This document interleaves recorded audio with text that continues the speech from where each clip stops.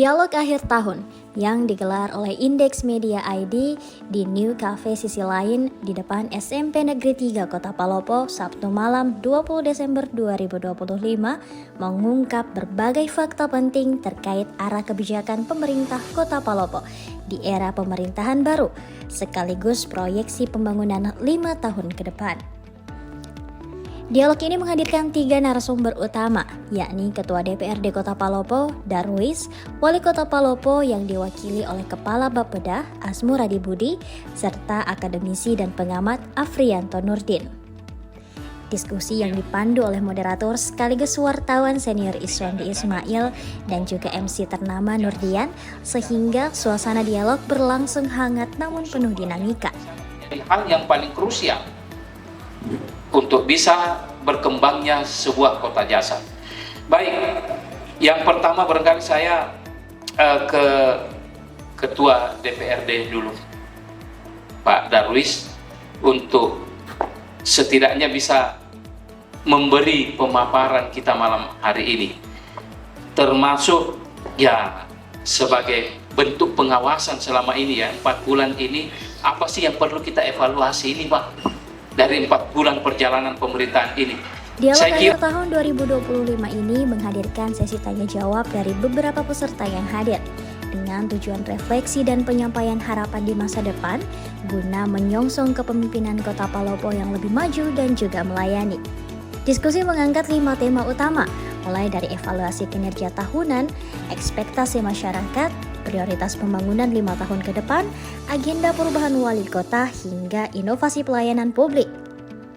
Insya Allah disahkan di bulan Februari, visi-misinya bisa masuk di situ Pak, tapi dalam penyusunan anggaran di 2026 ke depan ini yang kami sepakati sama-sama, ada beberapa visi-misi yang bisa kita akomodir untuk dituangkan dalam program di 2026. Jadi alhamdulillah setelah kemarin evaluasi ini dari sisi anggaran ya, setelah kemarin evaluasi kita tinggal menunggu hasil evaluasi ini dan rekomendasinya apa dari provinsi. Setelah dibawa ke Mendagri dievaluasi juga, nanti itu akan kembali. Indikator makro yang kali ini tergambar dari cerminan data kita, semuanya mengalami perlambatan. Ya mungkin tadi dari Kepala Bapeda sudah menyampaikan, salah satunya adalah IPM kita itu mengalami kenaikan tetapi pertumbuhannya itu mengalami perlambatan. Nah berbeda dengan daerah-daerah yang lain, dia mengalami peningkatan IPM tetapi laju pertumbuhannya ada yang 2 kali lipat naik. Nah itu satu hal yang harus dilihat, bahwa kalau kita bicara IPM itu kan ada indeks lama sekolahnya, ada tentang harapan hidup. Jadi itu bicara rencana di APBD yang sudah dipasang, sehingga kita harus mengalokasikan cukup besar anggaran ke pelaksanaan PSU yang saya bahasakan sebagai special mandatory spending, karena tidak bisa ditawar, tidak bisa itu menjadi kewajiban, sehingga itu harus dipenuhi. Yang kedua, pemerintah juga tetap harus melaksanakan pelayanan dasar. Kami harus tetap melayangkan seluruh pelayanan publik, utamanya pelayanan dasar kepada masyarakat. Sehingga pemerintah juga harus mengelola anggarannya dan programnya menyesuaikan, sehingga apa yang menjadi kebutuhan dasar masyarakat bisa berjalan dengan baik. Kemudian dalam perjalanannya juga, dalam dialog tersebut terungkap 4 bencana besar yang dinilai saat ini melanda Kota Palopo, diantaranya bencana sosial, bencana alam, bencana politik, dan juga fiskal. Persoalan sosial seperti pengangguran dan kemiskinan dinilai mengalami dinamika pasang surut. Namun, dalam 4 bulan terakhir pemerintahan baru, kondisi tersebut disebut-sebut mengalami penurunan signifikan. Sementara itu, terkait bencana alam, sejumlah titik-titik rawan banjir dan juga longsor telah terdeteksi. Namun hingga kini dinilai belum ada evaluasi dan penanganan menyeluruh dari pemerintah. Kita tahu kondisi Palopo kita. Palopo Pak ini dari pesisir ke daratan cuma ada 7 kilo. Beda dengan Luwu Utara Pak, masih jauh dari pantainya. Pare-pare masih jauh dari pantai kita Pak. Begitu datang hujan, banjir, Dan datang gelombang, kita mau dievakuasi kemana?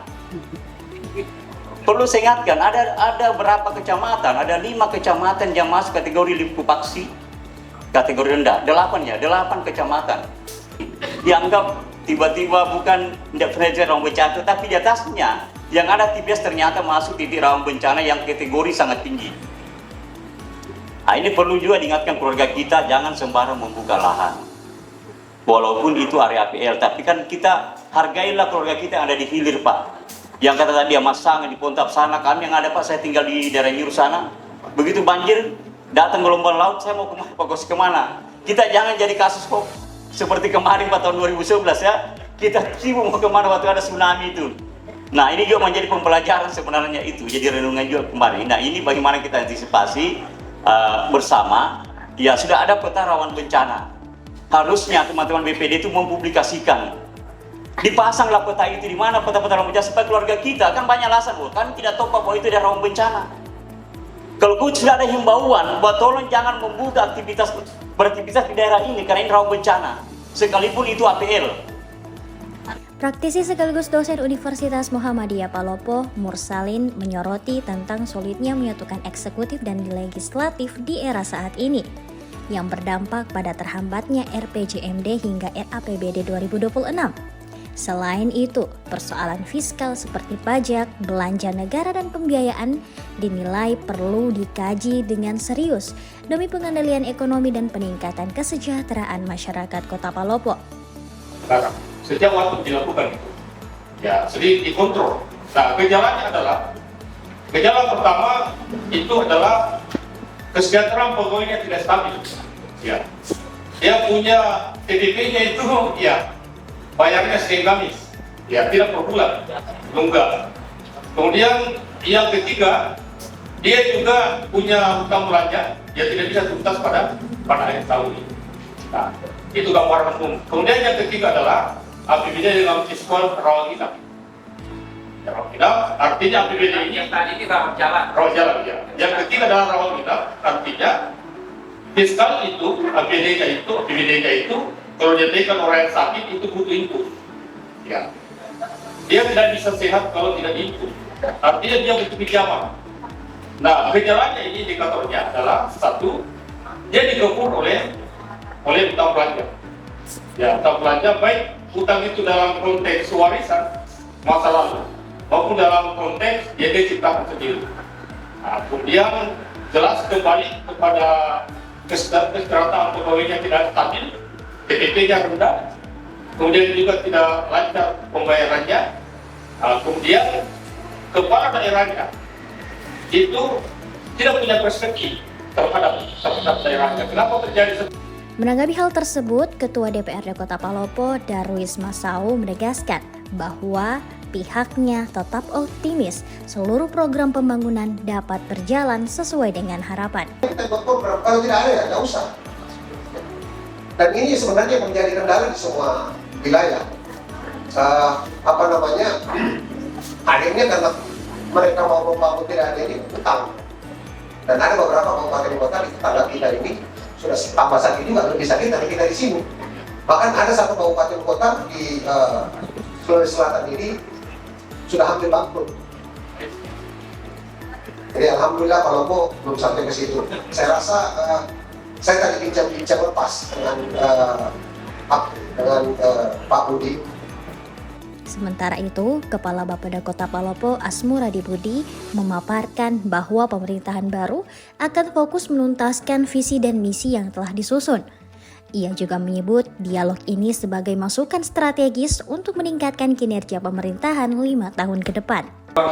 Kami sepakat bahwa selain agenda itu menjadi isu, kemudian memang jika kita ingin menyelesaikan permasalahan yang cukup penting ini, tentu saja kita harus bersama-sama bersinergi, berkolaborasi untuk bisa merumuskan apa sebenarnya langkah-langkah konkret.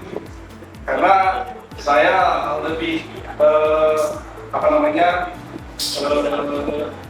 ingin bisa kita menghasilkan hasil diskusi kita ini, dialog kita ini kepada bentuk konkret yang bisa kita laksanakan. karena apalah artinya kita banyak membahas, tapi mungkin agak kurang yang bisa kita wujudkan. Dan tadi ada beberapa contoh konkret yang menurut saya sangat berharga.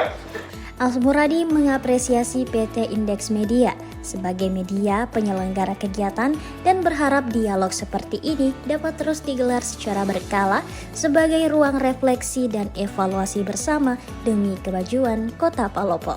Kami dari pemerintah kota sangat berterima kasih pertama kepada Indeks Media yang menggagas acara ini dan mengundang kami, karena sesungguhnya media adalah salah satu unsur pembangunan juga yang membantu pemerintah melihat dirinya. Terima kasih atas potretnya, atas ulasannya, karena siapa yang mau membantu kami kalau bukan dari masyarakat Kota Palopo sendiri, termasuk dari media.